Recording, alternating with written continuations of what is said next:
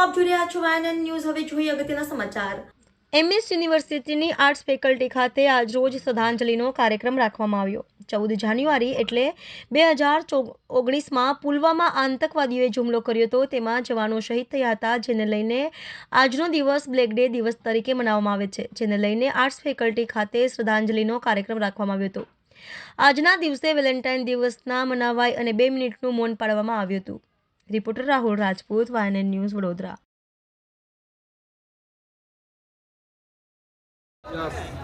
આજરોજ એમએસ યુનિવર્સિટીની આર્ટ્સ ફેકલ્ટીમાં શ્રદ્ધાંજલિનો કાર્યક્રમ રાખવામાં આવ્યો છે। વેલેન્ટાઇન ડે નહીં પરંતુ આજે બ્લેક ડે તરીકે ઉજવવામાં આવે છે। 2019ના રોજ પુલવામા જે અટેક થયો હતો, આપણા 40 જવાન શહીદ થયા હતા, એને આપણે આજે શ્રદ્ધાંજલિ આપવામાં આવી છે। દિયા શાહ, યુવા શક્તિ ગ્રુપ।